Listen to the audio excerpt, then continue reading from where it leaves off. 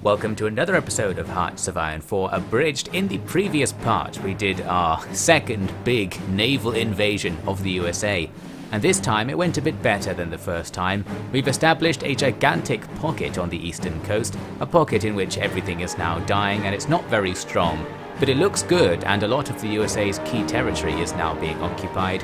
So while we don't have enough supplies to do anything else from here, we can't really advance. It's an advancement overall in the long-term scheme of the campaign. I've got one more plan here on the east coast, and that is to land my super soldiers who haven't been doing anything. These are our best divisions, and I'm going to very cheekily land them on the tile next to Washington. The plan, of course, being to get the difficult naval landing out of the way, and then make a quick land assault into Washington and try to steal it, because it also has a port there, meaning we could create a new death pocket that only had Washington in it if needs be, and be in supply, and that would just be annoying for the enemy, I suspect. We successfully land, defeating several divisions actually with our naval landing, and now I just need to push on and attack Washington. We get a lot of successful looking battles, but I still have to micro it to keep the battle going, because our guys break off the fight every time the leading unit breaks off the fight due to them having high combat width. Just annoying combat stat stuff again. Anyway, while it says we're easily winning this battle, it is lying. The enemy's organization is not going down and they have an absolutely enormous stat advantage over us. So while I was hopeful, I was like, yeah, we'll storm in, quickly take this place, and that will be the end of that. What actually happened is, we had a lot of successful looking battles that ultimately didn't allow us to go anywhere. And because this pocket we're in, this little single tile, is not connected to anything, it has absolutely zero supplies. Plus, the enemy soon catch on to my plan and put more troops there at Washington, making it now virtually impossible for us to break out of this pocket. This is extremely bad news for our super soldiers, because their organization will now start debuffing all the way to 0. We are technically near Allied territory, but we can't get out. There are no movable straits or anything like that.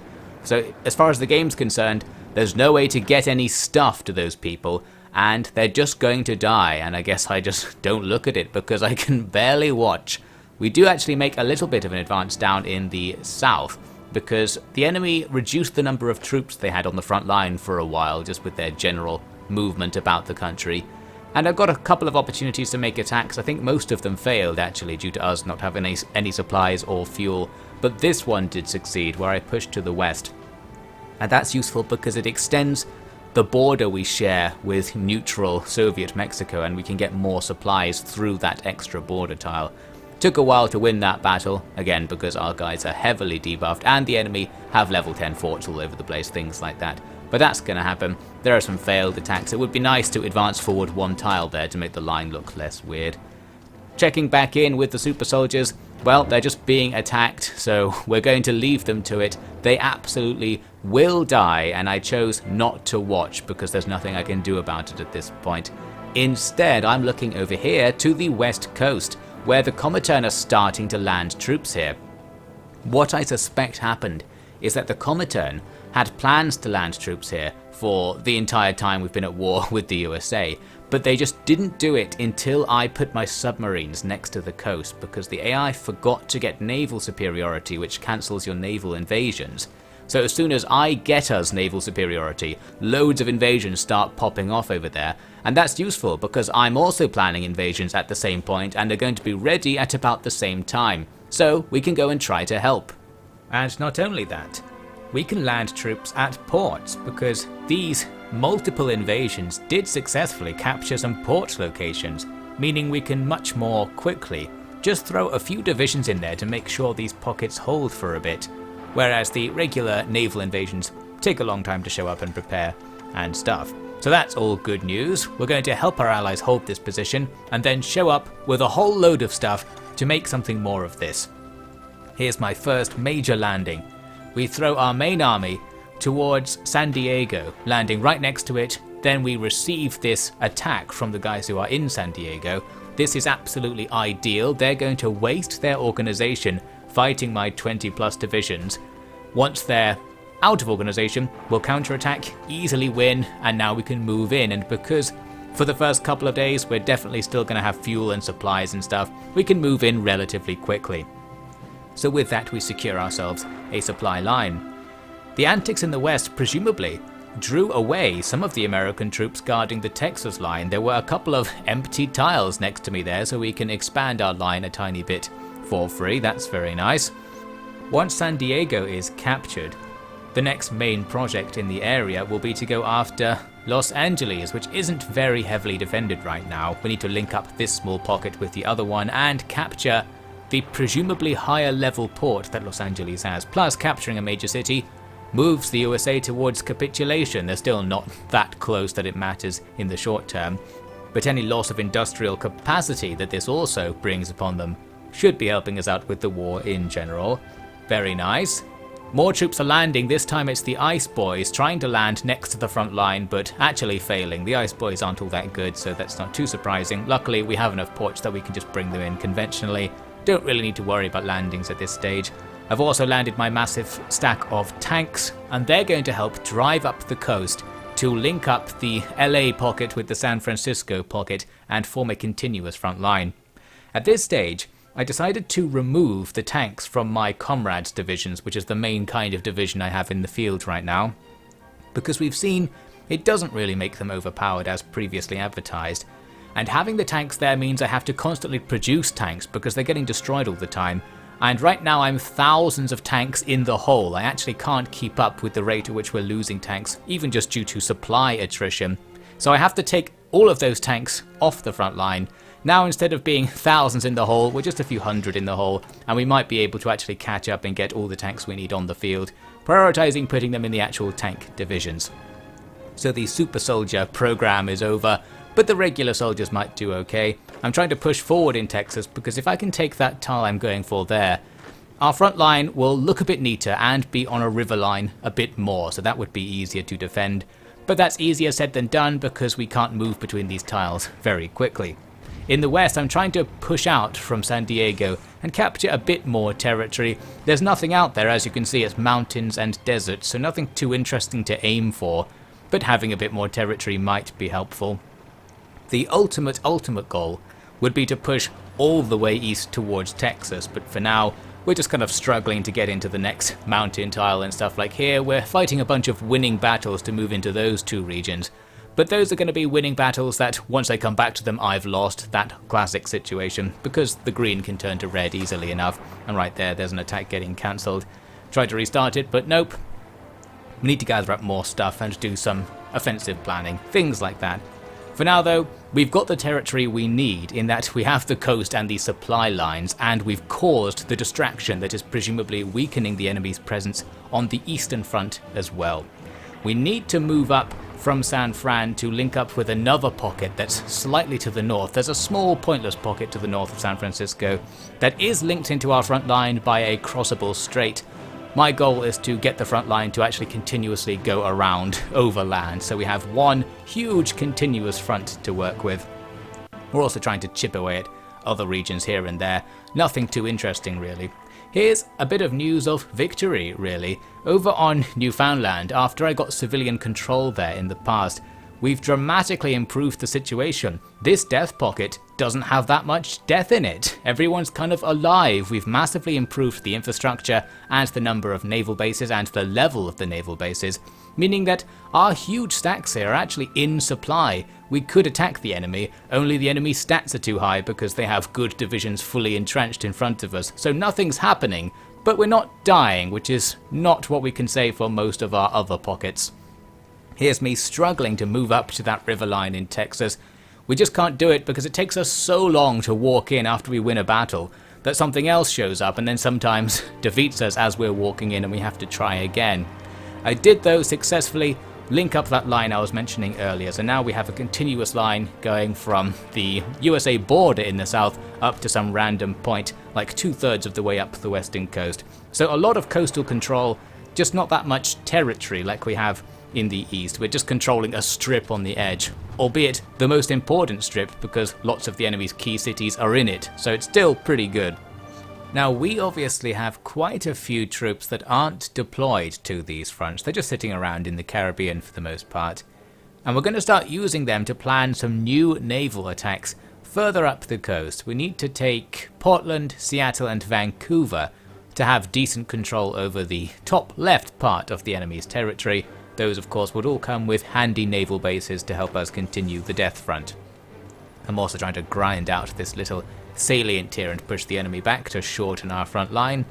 But pretty much all of the USA's divisions have real high stats, they're usually entrenched. It's very hard even for our powerful troops to advance even one tile and takes many attempts, but it does happen now and again. Here was a case where things are going to be a bit easier though. Along the southern US border, it eventually became clear that there's not very much there. We managed to advance a couple of tiles and then there was this massive gap off to our right that we can use to just grab a few free territories and make my dream of getting to Texas a bit more likely to occur. And even better, I eventually spotted a very tiny corner of this tile here borders an empty enemy tile. I didn't really look at that tile, perhaps thinking it was part of the same tile to the north of it on the other side of the river. But no, it's actually been empty like the whole time. I could have snuck in there and taken a free territory ages ago. So we're going to do that now and start moving in that general direction. Something showed up to try and defend in this area but didn't do very well. And this is going to be a pretty decent breakthrough actually, and it's mainly because we can be supplied here from the south. So we're not stuck in the out of supply zone to the same extent as everything else off to our left there. So by moving through a new supply region with fast units, we actually do have a chance of getting to Texas, as long as the enemy don't stop us, and handily enough, well they didn't. Every time I advanced it would seem like the next tile over had nothing in it, so they didn't have any troops stationed between them and Mexico, and we can just take that border. There were troops a bit further north, but not in the positions needed to stop me, so that's going to be very handy. You can also see me here starting to withdraw troops from the front line, because the thing has happened. Our momentum is over, the supplies are gone, the Comintern is here. So we're not really going to be pushing this line anytime soon, or at all really, because now nobody's going to have organization. But we've made some progress still. Here's an important civilian victory again. We've taken the North Bahamas from Communist USA, who were just wasting it. Now that it's ours, we can use this location to help out with the East Coast Air War. This is the air base that is closest to the East Coast Theatre that we can use, that isn't in the East Coast Theatre and thus out of supply. So that will be a key location to build up the infrastructure at and make things good for air superiority contests. And now you can see we're starting to get a little bit close to actually linking up these fronts. I decided to try and push out of the Texas front as well. I don't know how successful that was, but it doesn't really matter because we are making progress here.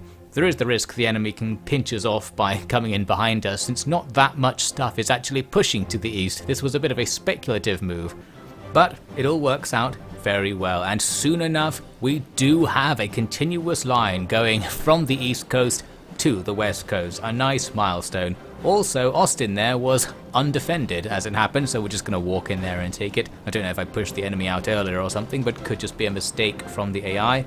There are quite a few undefended locations in this area actually. I think the USA are finally starting to run low on divisions, because we have so many battlefronts that we're constantly contesting a bit. They're sending troops all over the place, and perhaps not to all places. That's handy.